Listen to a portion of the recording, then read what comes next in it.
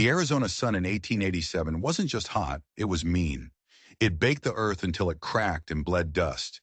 It cooked the air until you could taste the grit on your tongue. For a man like Thomas Whitmore, a man who'd spent 30 of his 52 years wrestling this land into submission, it was just another Tuesday. He tipped his hat, guiding his horse Ranger over the familiar rise. His ranch house, a simple adobe structure, waited for him. It was a lonely place now, too quiet, too full of the ghost of his wife, Eleanor, who'd been gone 2 long years. The silence was a weight he carried every single day. But today, the silence was about to be shattered. As he got closer, something was wrong. A shape huddled in the shade of his water trough. At first, he figured it was a coyote, maybe a stray dog looking for a drop of mercy from the heat. He swung off Ranger, his boots kicking up little puffs of protest from the ground. He stepped closer, and his heart stopped. It wasn't an animal. It was a boy, a child no older than 10, dressed in rags that hung off his bony frame like they were on a scarecrow. His hair was a dirty, matted mess, and his face was all sharp angles and sunken eyes. The look of starvation was unmistakable, but it was the eyes that hit Thomas like a fist to the gut. They weren't the eyes of a child. They were old, ancient, filled with a kind of horror that Thomas had only seen in the eyes of men who'd been to war and back. "Son," Thomas said, keeping his voice soft, easy, "you learned to move slow around spooked things in the desert." The boy's head shot up. Fear, pure and electric, flashed across his face, then was gone, replaced by a wall of weary defiance. He tried to scramble up, but his legs were made of string. They gave out, and he collapsed back with a pained whimper. "Easy now," Thomas said, holding up his hands. "I'm not going to hurt you. Name's Thomas. This is my place." The boy's lips moved, but only a dry rasp came out. He clutched his stomach, his small body trembling. Then he managed to whisper, the words broken and sharp. "Sir," he croaked, "can you make the pain stop?" Those words, those exact words, they teleported Thomas 2 years into the past, to Eleanor's bedside, the consumption stealing the air from her lungs. "Can you make the pain stop, Thomas?" she had whispered. He felt the old grief rise up like bile, but he choked it down. This boy needed him, now. "Let's get you inside," Thomas said, scooping the child into his arms. He weighed nothing, a bundle of sticks and dry leaves. As he carried him toward the house, he noticed the boy's eyes darting everywhere, mapping every shadow, every doorway. The kid was a survivor. He breathed in shallow, hot gas, a fever burning through him. Inside, the thick adobe walls offered a cool relief. Thomas laid the boy on the leather sofa, on the pillows Eleanor had embroidered. He was a splash of grime and misery on her beautiful handiwork. "What's your name, son?" Thomas asked, fetching a cup of cool water. The boy's eyes tracked him, a flicker of hope warring with a lifetime of distrust. "Billy," he whispered, his hands shaking so badly he could barely hold the glass. Thomas had to steady it for him, and that's when he saw it. As Billy's ragged sleeve slipped down, Thomas noticed the marks, angry red welts and deep purple-black bruises covering his arms and neck. This wasn't just a lost kid. This was a hunted one. "Billy," Thomas asked, his voice low and dangerous, "how long were you out there?" The boy's gaze went distant, lost in a nightmare he was still living. "Dunno," he mumbled. 2 days. 3, maybe." Thomas felt a cold rage settle in his gut. A boy doesn't end up in the desert looking like this by accident. Someone did this to him. Someone left him to die. Or he was running from something so awful that the desert seemed like the better option. "You hungry?" Thomas asked, though the answer was written all over the boy's skeletal face. Billy nodded, a desperate, frantic motion. In the kitchen, Thomas's mind raced. He settled on a simple beef broth, something easy on a starved system. As it simmered, he thought about how his life, a straight, predictable line of lonely chores, had just taken a hairpin turn. He had woken up a grieving widower. Now he was something else, a guardian, a protector. He brought the broth in to find Billy asleep, his small face looking impossibly young and vulnerable. Thomas draped a blanket over him. The boy didn't even stir. The sun went down, painting the desert in colors of blood and fire. Thomas sat in his chair, watching the boy breathe, a silent sentinel in the lamplight. He had asked to make the pain stop. Thomas was starting to realize the pain wasn't just from hunger or thirst. It was deeper, a soul-deep wound. And as the night closed in, Thomas made a silent vow. He didn't know how, but he was going to find a way to heal it. But he had no idea what he was truly up against. He thought he was saving a boy from the desert. He was wrong. He was bringing a war to his doorstep. The first rays of dawn found Thomas already awake. He'd barely slept, listening to Billy's fitful, nightmare-plagued sleep, cries for Ma and broken whimpers of, "Don't, Pa, please." It was a language Thomas didn't need a translator for. He moved quietly, making a real breakfast this time. Eggs, bacon, biscuits. He found Billy awake, sitting up on the sofa, clutching the blanket like a shield. His eyes, though, were sharp, cataloging the room, noting the windows, the doors, the mind of a prisoner looking for an escape route. "Morning, Billy," Thomas said gently. "How you feeling?" Billy's eyes locked onto the plate of food like a starving wolf. "Better, sir," he said, his voice a little stronger. "Thank you for not sending me away." Thomas sat down with his coffee. "Son," he began, trying to sound casual, "can you tell me what happened? How'd you end up out there?" The change was instant. A steel door slammed shut behind Billy's eyes. His hands twisted the blanket. His breathing went shallow. "Don't want to talk about it," he whispered. Thomas backed off. Pushing would only make it worse. "All right, son, you don't have to, but I want you to know one thing. Whatever happened, it wasn't your fault." That simple sentence was like a key turning in a rusted lock. Billy's face crumpled. His lip trembled. Tears he'd been holding back for what looked like a lifetime began to well up. "My pa," he choked out, shaking his head. He said I was worthless. Said I was the reason Ma died." The story came tumbling out then, a torrent of pain and neglect. The beatings, the drunken rages, the constant soul-crushing words that told him he was a burden. Thomas's hands clenched into fists, his knuckles white. He listened, his own heart breaking with every word. A few days ago, Billy's father, a miner, had lost his job. He'd come home in a fury, blaming the boy for everything, for being alive, for costing him money, for existing. "He hit me," Billy said, his voice flat, dead, as if he were talking about someone else. "Worse than ever. Then he threw me in the wagon, said he was going to leave me somewhere I couldn't be his problem anymore." The horror of it settled over the room, cold and heavy. This wasn't just abuse. It was attempted murder. "He drove for hours," Billy whispered, staring at a spot on the wall. "Middle of nowhere. He pulled me out, threw me on the ground, and just left. Didn't even look back." Thomas felt a hot sting behind his own eyes. The image of this small child, alone, watching his own father drive away, leaving him to be swallowed by the desert. It was almost too much to bear. "How did you survive?" Thomas asked, his voice thick. Billy shrugged, a gesture of someone far too old for his years. "Found some water in the rocks, ate some cactus fruit. Ma, she used to tell me stories about how the Indians survived. I tried to remember." This boy was a miracle, a tiny, tough, desert-forged miracle. He hadn't just survived his father. He'd survived the desert itself. "Billy," Thomas said, leaning forward, his voice a low, fierce rumble. "Listen to me. What your father did was wrong. All of it. The hitting, the words. He was wrong. You are not worthless. You are a brave, strong boy who survived something that would have broken a grown man." The dam finally broke. Billy let out a sob, a raw, ragged sound of pure agony, and collapsed against Thomas. Thomas wrapped his arms around the shaking child, holding him tight. "It hurts," Billy cried into his chest. "Inside. It hurts inside." And Thomas finally understood. When Billy had asked him to make the pain stop, he wasn't just talking about his empty stomach. He was talking about this deep, festering wound in his soul. "I know, son," Thomas whispered, rocking him gently. "I know it does.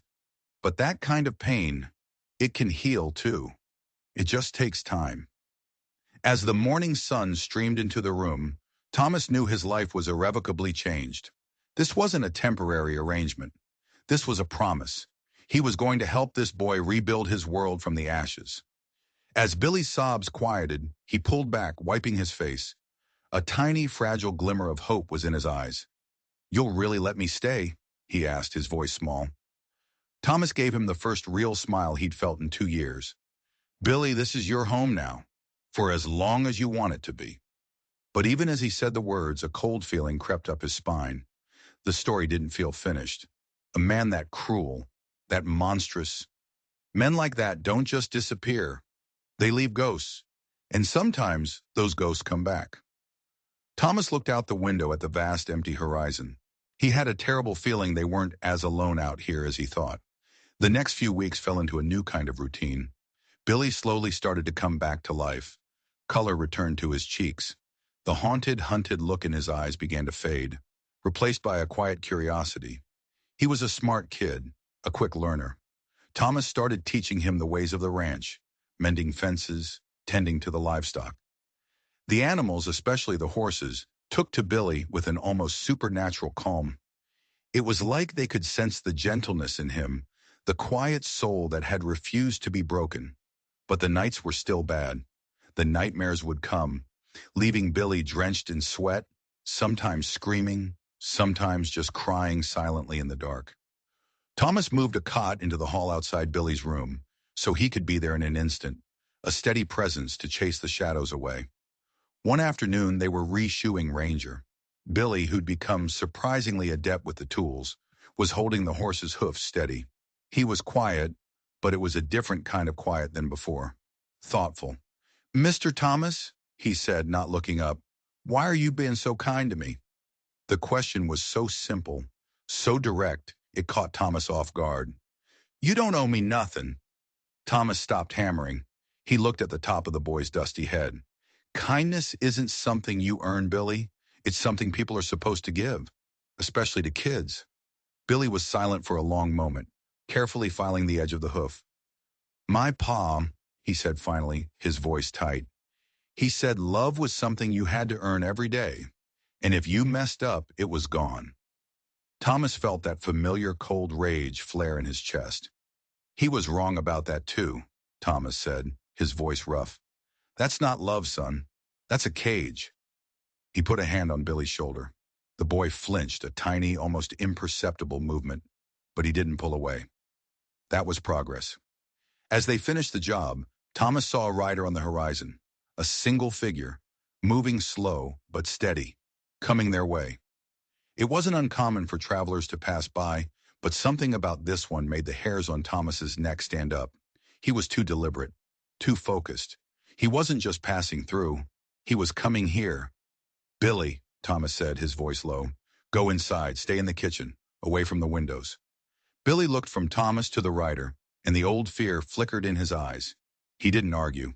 He just dropped the file and ran for the house. Thomas watched the rider approach, his hand casually dropping to rest on the Colt Peacemaker at his hip. The man was dressed like a drifter, but he sat his horse like a soldier. As he got closer, Thomas could see his face, hard, scarred, with eyes as dead and cold as a snake's. He stopped about 20 yards from the porch. "Looking for someone," the man said. It wasn't a question. "Are you?" Thomas replied, not moving a muscle. The man's eyes scanned the ranch, lingering on the small curtain that twitched in the kitchen window. A cruel smile touched his lips. "Yeah, little fella. 'Bout so high. Answers to Billy." Thomas's blood ran cold. It wasn't the father. This was someone else, someone worse. "Never seen him," Thomas lied, his voice flat as the plains. The man chuckled, a dry, rattling sound. "Funny, 'cause we tracked him right to this valley. His pa, Hank, he told us where he was headed before we parted ways with him." Parted ways. The words hung in the air with a chilling finality. Billy's father wasn't coming back. He hadn't just disappeared. He'd met his end at the hands of this man and whoever "we" was. "See?" the man continued, leaning forward on his saddle horn. "The boy took something. Something that belongs to my employer. A little leather book. We'd like it back." "A book?" Thomas's mind flashed to Billy, to how he always clutched a small, worn leather pouch he kept tucked inside his shirt. He'd assumed it was a keepsake, something of his mother's. But what if it was more? Don't know what you're talking about, Thomas said, his hand now gripping the handle of his Colt. The man's smile widened. It didn't reach his eyes. That's a shame, 'cause Mr. Corrigan is a man who always gets what he wants, and he wants that book, and the boy. He pointed a gloved finger at Thomas. We know he's in there. We'll be back for him, and for you, old man, for getting in the way. He wheeled his horse around and trotted off, disappearing back over the horizon as silently as he'd arrived. Thomas stood there for a long time, the afternoon sun beating down on him. The silence of the desert returned, but it was different now. It was filled with menace. This wasn't about a runaway kid anymore. Billy hadn't just been running from an abusive father. He'd been running from something far more organized, far more dangerous. He had something they wanted, and they were coming to get it. Thomas turned and walked back into the house, the weight of a war he didn't ask for settling on his shoulders. He was no longer just a rancher. He was a fortress, and the enemy was on its way. Thomas strode into the kitchen. Billy was pressed against the wall, his face pale, his eyes wide with a terror Thomas hadn't seen since that first day. He was clutching the small leather pouch to his chest like a holy relic. He's gone, Thomas said, his voice calm, though his heart was hammering against his ribs. For now. He knelt in front of Billy, looking him straight in the eye. Billy, that man.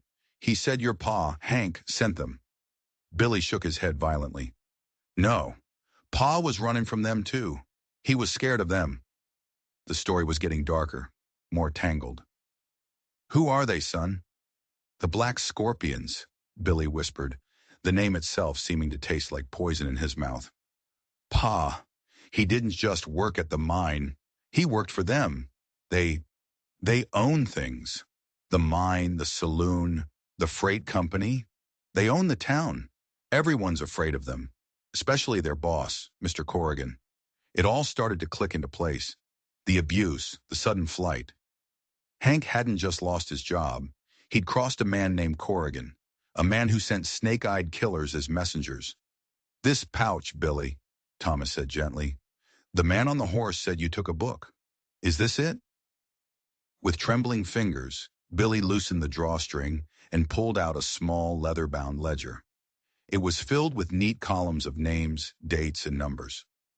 Thomas didn't understand all of it, but he understood enough. It was a record, a detailed accounting of bribes, shipments of illegal goods, and payouts. It was the entire criminal enterprise of the Black Scorpions, laid bare in black and white. Pa stole it, Billy explained, his voice barely audible. He thought he could sell it, get enough money to disappear. But they caught up to him. He got away, but he knew they'd find him again. That's when he took me out to the desert. He said they wouldn't look for a dead boy. He said I was a loose end. The cruelty of it was breathtaking. Hank hadn't abandoned his son out of simple malice.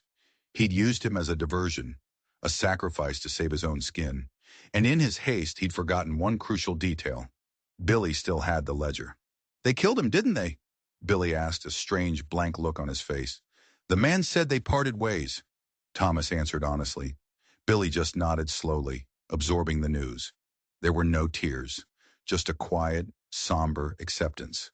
The monster who had haunted his life was finally gone, but a new, larger monster had taken his place. They won't stop, Billy said, his voice gaining a chilling certainty. Mr. Corrigan never stops. He'll burn this whole place to the ground to get this book back. Thomas looked from the ledger in his hand to the boy's determined face. The fear was still there, but something else was growing underneath it. Resolve. This boy had been a victim his whole life. He was done being a victim. Then we won't let him, Thomas said, his own resolve hardening. This is our home. We don't run. For the first time, Thomas saw a flicker of a smile on Billy's face. It was small, and it was fragile, but it was there. That night they didn't sleep. They planned. Thomas pulled out an old dusty trunk from under his bed, a trunk Billy had never seen him open. Inside, nestled in oilcloth, were two beautiful, long-barreled Colt revolvers, a Winchester rifle that had seen its share of action, and a badge, a tarnished five-pointed star, the badge of a Texas Ranger. "I wasn't always a rancher, son," Thomas said, a ghost of a different life in his eyes. "Long time ago, I used to hunt men like this Corrigan for a living. I guess I got tired of the fight. Thought I'd find some peace out here." He looked around the quiet ranch house. "Looks like the fight found me anyway." Billy stared at the badge, then up at Thomas, his eyes filled with a new kind of awe. The quiet, kind rancher who had saved him was something more. He was a warrior, a lawman, a man who knew how to fight back. Can you teach me?" Billy asked, his voice hesitant but hopeful. "How to shoot, how to fight." Thomas looked at the boy, small, underweight, but with a spine of steel. "I can," Thomas said, "but you need to understand, once we start down this path, there's no turning back. We see this through to the end, together." Billy picked up one of the heavy Colts, his small hands barely fitting around the grip.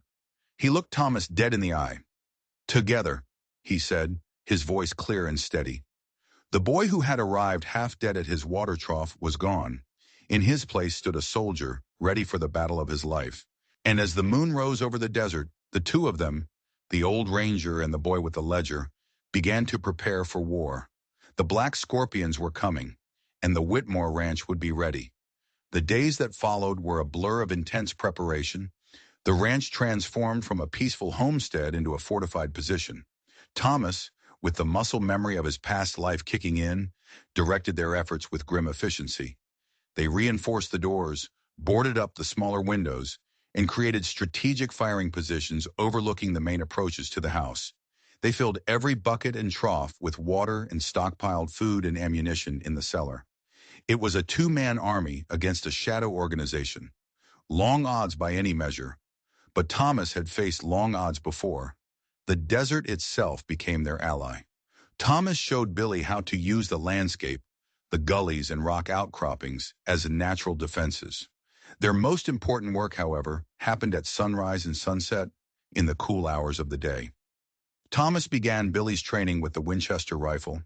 He started with the basics: safety, breathing, the slow, steady squeeze of the trigger. "A gun isn't a toy, and it's not a magic wand," Thomas lectured, his voice all business. "It's a tool, and like any tool, it's only as good as the man using it. You don't aim with your eyes, Billy. You aim with your mind. You have to be calm. You have to be patient." To his surprise, Billy was a natural. The same quiet focus he showed with the horses, he now applied to his marksmanship. His hands were steady, his eyes sharp. He listened to every word, absorbed every lesson. He wasn't just learning to shoot. He was learning to control his fear, to channel it into focus. During their work, a new bond formed between them, forged in the heat of their shared purpose. The quiet rancher and the timid boy were replaced by a teacher and his apprentice, a commander and his soldier. The Mr. Thomas and Sir formality began to fade. One evening, after a long day of setting snares and tripwires along the perimeter, they sat on the porch cleaning their weapons in the fading light. "Thomas," Billy said, his voice quiet, "back when you were a ranger,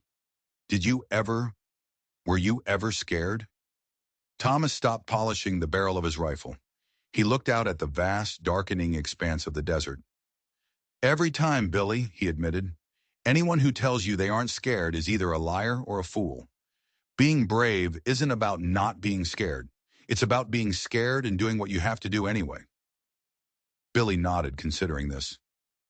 "I'm scared," he confessed, "but it's different now. Before, I was scared all the time. Scared of Pa, scared of the dark, scared of being hungry. Now, it feels like I'm scared for something, for you, for this place." Thomas felt a swell of pride so powerful it almost knocked the wind out of him. The boy wasn't just fighting for survival anymore. He was fighting for his home, for his family. Later that night, as a storm rolled in, trapping them inside, Billy asked another question. "Tell me about her," he said. "Eleanor." Thomas was taken aback. He rarely spoke of his wife. The pain was still too close to the surface. But looking at Billy, he knew it was important.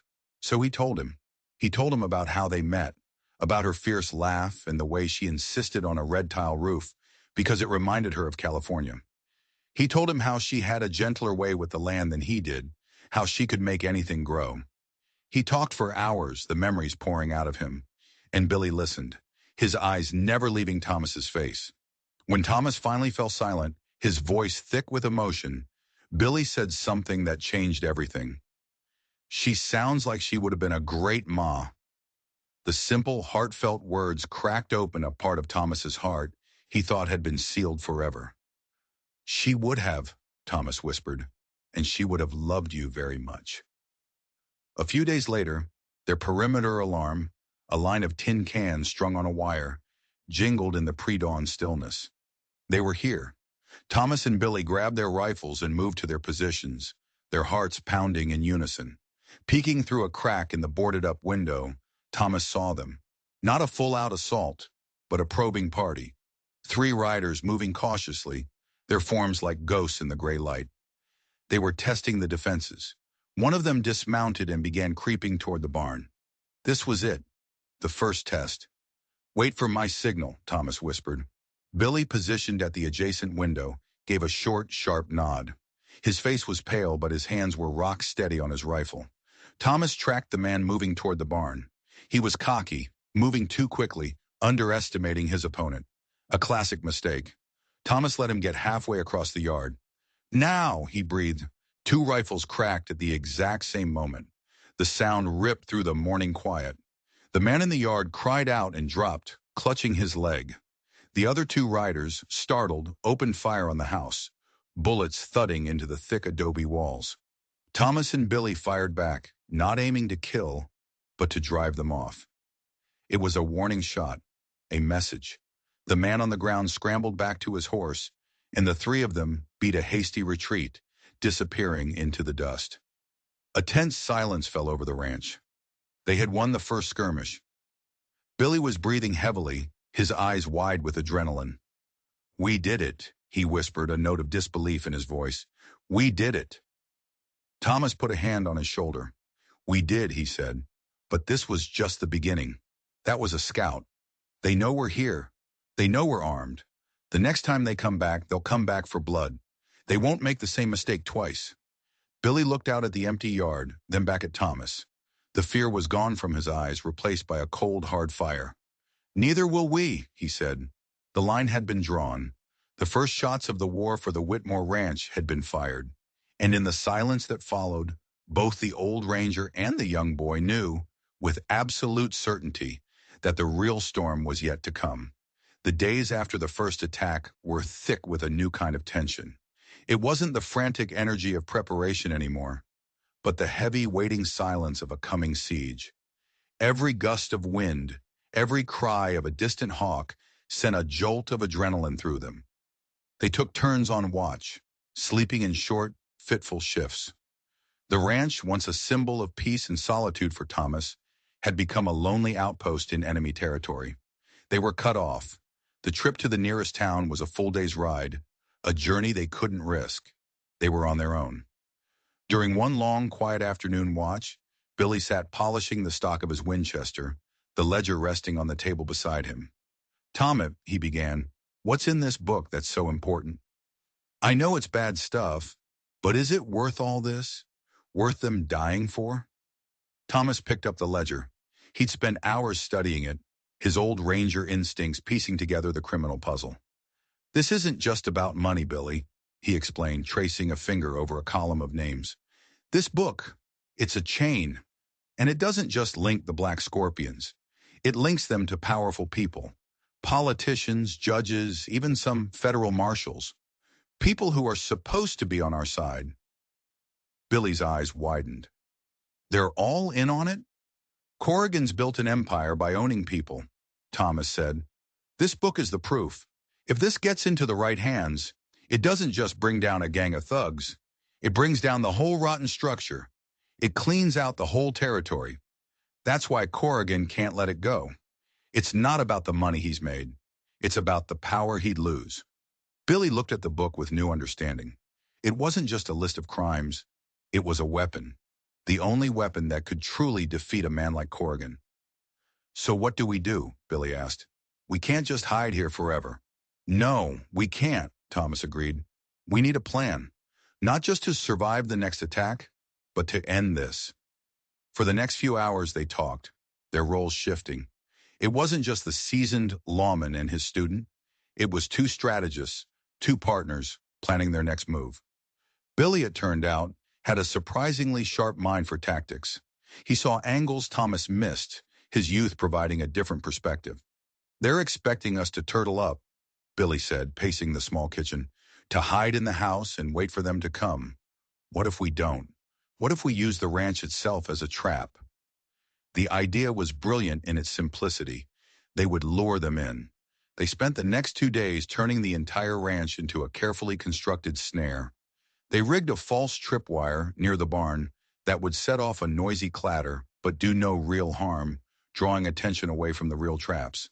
They dug a deep pit covered with a flimsy layer of brush on the most likely path of approach. In the stables, they balanced heavy barrels of feed and old equipment on the rafters, ready to be cut loose at a moment's notice. Their masterpiece, though, was the house itself. They decided to make it look abandoned. They would pack some supplies, load them onto one of the horses, and leave it tied to the hitching post as if they'd fled in a hurry. They would leave the front door slightly ajar. An invitation. The real fight wouldn't be from the windows. It would be from the cellar. Thomas showed Billy the hidden trapdoor in the pantry, covered by an old rug. From there, a narrow tunnel, originally built as a storm shelter, led to a concealed opening behind the woodpile, a perfect escape route or a flanking position. As they finalized their plans, a profound shift occurred between them. One evening, as they shared a simple meal of beans and jerky, Billy looked up from his plate. You know, he said, all those years, Pa told me I was a burden, that I was weak, worthless. He paused, looking at the rifle leaning against the wall, at the fortified home around them. He was wrong. It wasn't a question. It was a statement of fact, a declaration of independence from the ghosts of his past. He was wrong about everything, son, Thomas said, his voice thick with pride. Later that night, Billy came to Thomas with the ledger in his hands. I've been thinking, he said, when this is over, what happens to this? Thomas sighed. We get it to someone we can trust. A territorial judge I knew once. A man who can't be bought. Billy shook his head. No, I mean, after that, what happens to me? The unspoken question hung in the air. Am I still just a stray you took in? Thomas put down the whetstone he was using to sharpen his knife. He walked over and put his hands on Billy's shoulders, looking him square in the eye. After this, we go back to being ranchers. You and me. He hesitated, the next words feeling bigger, more important than any bullet he would ever fire. I know I can't replace what you've lost, Billy, but if you'll have me, I'd be proud to be your pa, the real kind. Tears welled in Billy's eyes. The tough, determined soldier he had become melted away, and for a moment he was just a 10-year-old boy who had finally found a home. He threw his arms around Thomas's waist, burying his face in his shirt. Pa, he mumbled, the word muffled but clear. It was the first time he'd said it. It sealed the pact between them. They weren't just partners in a war anymore. They were a family, father and son. And now they had something more than just their lives to fight for. They had a future. As they stood there, a coyote howled in the distance, a lonely, mournful sound. But for the first time in a long time, neither of them felt alone. They had each other, and they were ready. Let Corrigan come. Let him bring his whole damn army. The Whitmore family was waiting. The calm lasted for 3 more days. It was a heavy, suffocating stillness, the kind that comes before a lightning strike. Then on the 4th morning, they appeared. Not a small scouting party this time, but a full-blown war party. Thomas counted at least a dozen riders, materializing on the ridgeline as the sun came up, their silhouettes dark against the blood-red sky.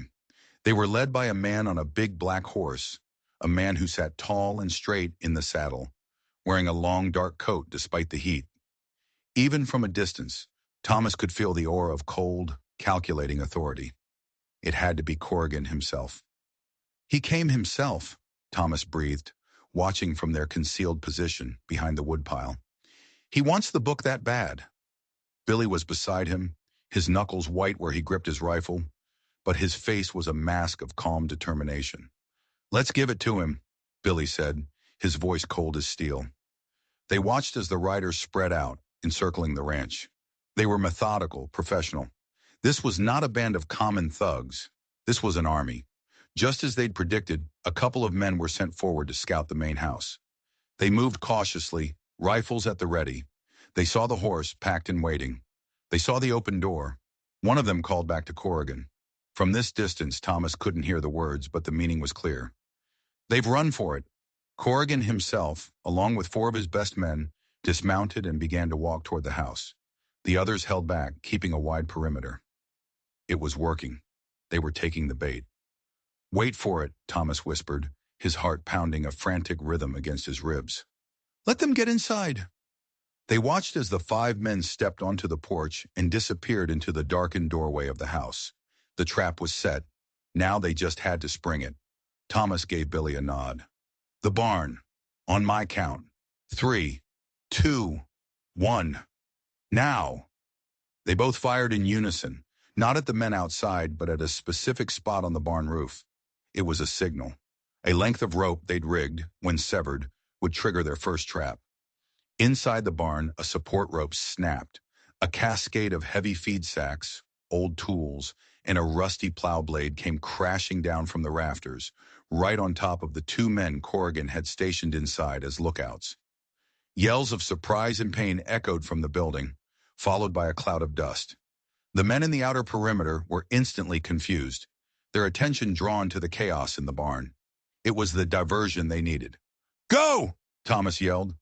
Billy scrambled from behind the woodpile, moving low and fast, back toward the secret entrance to the cellar tunnel. His job was to get into the house unheard and take up a position at the top of the cellar stairs. Thomas, meanwhile, opened fire on the men guarding the perimeter. He wasn't aiming to kill, just to pin them down, to add to the confusion, to make it seem like the attack was coming from outside the ranch, not from within. Bullets zipped past his head as they returned fire, but his position behind the thick woodpile was solid. He could hear shouting from inside the house now. Corrigan and his men had realized they'd walked into a trap. Thomas risked a glance. One of the men came running out the front door, straight into the hidden pit they had dug. He vanished with a surprised scream. 4 left inside. Suddenly a new sound. Gunfire from the house. But it wasn't aimed at Thomas. It was aimed at the perimeter guards. It was Billy. He had made it. From the second-story window, he had a clear angle on the attackers, forcing them to take cover. He was a ghost, firing and moving, making them think there were more defenders than there were. The chaos was perfect. Corrigan was trapped. His men outside were pinned down. His men inside were spooked. Thomas knew this was their best chance. He took a deep breath, left the relative safety of the woodpile, and sprinted for the back of the house. It was now or never. He had to get to Corrigan. He had to end this. As he ran, a bullet tore through his sleeve, a searing hot line of pain along his arm. He ignored it. Adrenaline was a powerful medicine. He reached the back door, kicked it in, and plunged into the fight. The scene inside was chaos. 2 of Corrigan's men were exchanging fire with Billy, who was now somewhere on the second floor. A third man lay dead on the floor near the front door, and in the center of the room, standing by the fireplace, was Corrigan. He was older than Thomas expected, with silver hair and a neatly trimmed beard. He looked more like a banker than a crime lord. But the gun in his hand, a massive nickel-plated revolver, was anything but civilized. He turned as Thomas burst in, his eyes locking with the old ranger's. There was no surprise in them, no fear, only a cold reptilian recognition. "Whitmore," Corrigan said, his voice calm and cultured. "I should have known. They told me a former ranger had retired out this way. I never imagined you'd be foolish enough to interfere." "This is my home, Corrigan," Thomas growled, leveling his Winchester. "You're not welcome here." Corrigan smiled, a thin, cruel slash in his beard. "This land, this house, the boy, it all belongs to me now, just like everything else in this territory. You're a relic, Whitmore, a ghost from a time when men like you thought they could make a difference. Behind Corrigan, one of his men took aim at Thomas. Before he could fire, a shot rang out from the top of the stairs. The gunman crumpled to the floor. Billy. "It's over, Corrigan," Thomas said, advancing into the room. "Your men are dead or scattered. It's just you and me." Corrigan's eyes flickered to the stairs where Billy stood, rifle in hand, then back to Thomas. His calm finally broke. A flash of pure rage crossed his face. "This is all because of a book," he roared. "Because of that worthless little brat." He raised his revolver, not at Thomas, but at Billy. It was a desperate, spiteful act, the move of a man who had already lost and just wanted to take someone down with him. But Thomas had anticipated it. He didn't fire his rifle. He dropped it and lunged, tackling Corrigan around the waist. They crashed to the floor in a tangle of limbs. The big revolver went off, the shot deafening in the enclosed space, splintering the wooden mantelpiece. Thomas was older, but he was strong, his muscles hardened by years of ranch work. Corrigan was soft, a man who paid others to do his fighting. Thomas drove his fist into Corrigan's face, once, twice. He grabbed the man's wrist, slamming it against the stone hearth until the revolver clattered free. He had him. It was over. But as he looked up, he saw Billy, not at the top of the stairs anymore, but halfway down, his face a mask of fury. In his hand was the ledger. "This is what you wanted, isn't it?" Billy screamed, his voice raw with all the pain and terror of his young life. "You killed my pa for this. You tried to kill me for this." Before Thomas could stop him, Billy threw the ledger into the fireplace. The dry pages caught instantly, curling into black ash, the ink-filled secrets of Corrigan's empire vanishing in a plume of smoke. Corrigan stared, his eyes wide with horror and disbelief. "No!" he shrieked. "You little fool! What have you done?" Billy looked from the fire to Corrigan, a strange, triumphant smile on his face. "I'm not a loose end," he said, his voice quiet but clear. "And I'm not worthless." At that moment, the last of Corrigan's men, who had been hiding in the kitchen, burst into the room, his gun raised. But he wasn't looking at Thomas. He was looking at his boss, defenseless on the floor. He saw the fire, saw the smoldering remains of the ledger. He saw his whole world, the power structure he depended on, literally going up in smoke. In his eyes, a flicker of panic, of self-preservation. Why die for a king whose crown had just melted? He looked at Corrigan, then at the open door, and without a word he turned and fled. It was a total rout. The sound of approaching horses filled the sudden silence. Not the scattered retreat of Corrigan's men, but the steady organized rhythm of lawmen. Thomas looked up, confused. Then he saw Billy, a small, triumphant smile on his face. "The fire," Billy said. "It wasn't just for the book, it was a signal. You told me the smoke from a chimney fire looks different, thicker, darker. I stuffed some damp rags in there first." Thomas remembered a conversation from weeks ago, an offhand comment about old frontier signals. Billy had remembered. While Thomas was planning the battle, Billy had been planning the victory. He had arranged for the cavalry to arrive. The town sheriff, a man Thomas knew to be timid but honest, rode into the yard, followed by a posse of stunned-looking deputies. They had seen the smoke signal and come to investigate. They found the aftermath of a war zone and the most powerful man in the territory, beaten and disarmed on the floor of a ranch house. Corrigan was hauled to his feet, his fine coat covered in dust, his face bruised and bleeding. The look of utter defeat in his eyes was more satisfying than any victory Thomas had ever known. As the sheriff led him away in handcuffs, Corrigan looked back at Billy, his face a mask of pure hatred. "You destroyed everything," he hissed. Billy just looked at him, his expression unreadable. He didn't look scared. He didn't look angry. He just looked free. As the posse rode away with their prisoner, a new silence settled over the ranch. It was a quiet born not of loneliness, but of peace. The war was over. They had won. Thomas walked over to his son in every way that mattered. His arm throbbed where the bullet had grazed him, but he barely felt it. He looked at the smoldering ashes in the fireplace. "The proof, Billy," he said softly. "It's all gone." Billy shook his head. "The proof isn't in a book, Pa," he said, looking around the bullet-scarred room at the home they had defended together. The proof is right here. He's a monster.